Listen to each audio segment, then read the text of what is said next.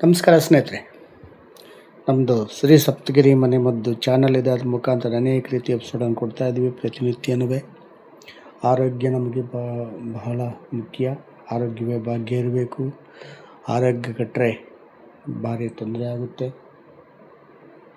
ಎಲ್ಲ ರೀತಿಯ ಆರೋಗ್ಯ ನಮ್ಮ ಕೈಲಿದೆ. ಪಂಚಭೂತಗಳು ಅಗ್ನಿ, ವಾಯು, ಭೂಮಿ, ಆಕಾಶ, ನೀರು ಇವನ್ನು ನಾವು ನಂಬಿಕೊಂಡ್ರೆ ಯಾವ ಕಾಯಿಲೆಗಳು ಬರಲ್ಲ. ಅದನ್ನು ಬಿಟ್ಟು ನಾವು ಬೇರೆ ಹೋದಾಗ ಅನೇಕ ಕಾಯಿಲೆಗಳು ಬರ್ತವೆ. ಪ್ರಕೃತಿ ಕೊಡುವಂತಹ ಕೊಡುಗೆಗಳು ನಾನಾ ರೀತಿಯಲ್ಲಿರ್ತವೆ. ಇದನ್ನು ಅವಕಾಡೋ ಅಂತಾರೆ, ಬಟರ್ ಫ್ರೂಟ್ ಅಂತಾರೆ,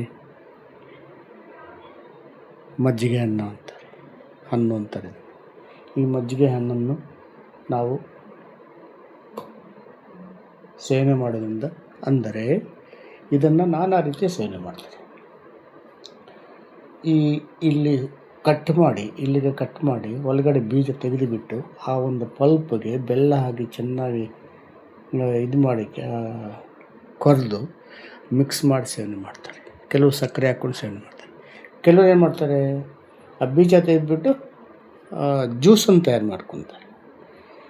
ಈ ಯಾವುದೇ ಮುಖಾಂತರ ಇದು ಹೊಟ್ಟೆಗೆ ಹೋಗೋದ್ರಿಂದ ನಮಗೆ ಅನೇಕ ಲಾಭಗಳಿದೆ.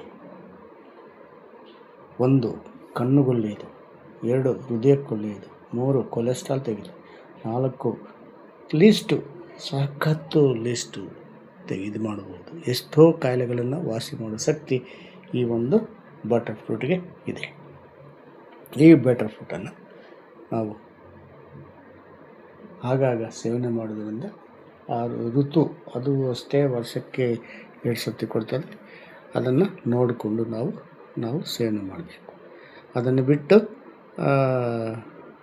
ಬೇರೆ ಅದಕ್ಕೆ ಪೈಸು ಸಕ್ಕರೆಗೆ ಹಾಕಬಾರ್ದು. ನ್ಯಾಚುರಲ್ಲಾಗಿ ಅದು ತಿನ್ನೋದು ಬಹಳ ಒಳ್ಳೆಯದಾಗುತ್ತೆ. ಇದರಲ್ಲಿ ಆಂಟಿ ಆಕ್ಸಿಡೆಂಟ್ ಇರ್ತದೆ.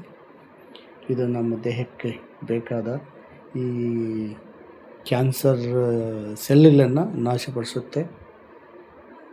ಮತ್ತು ಕರಳನ್ನು, ಜಠರವನ್ನು ಕ್ಲೀನ್ ಮಾಡುತ್ತೆ. ಮತ್ತು ನಮ್ಮ ಒಂದು ಲಿವರನ್ನು ಆಕ್ಟಿವೇಟ್ ಮಾಡೋ ಶಕ್ತಿ ಇದಕ್ಕೆ ಹೆಚ್ಚಾಗಿರ್ತದೆ. ಆದ್ದರಿಂದ ಪ್ರತಿಯೊಬ್ಬರು ಆಗಾಗ ಲಭ್ಯವಿದ್ದಾಗ ಇದನ್ನು ಸೇವನೆ ಮಾಡೋದು ಬಹಳ ಉತ್ತಮ. ನಮಸ್ಕಾರ. ಇದನ್ನು ನೋಡಿ ಲೈಕ್ ಮಾಡಿ, ಶೇರ್ ಮಾಡಿ, ಸಬ್ಸ್ಕ್ರೈಬ್ ಮಾಡಿ ಪ್ರತಿಯೊಬ್ಬರು ಇದನ್ನು. ನಮಸ್ಕಾರ ಸ್ನೇಹಿತರೆ.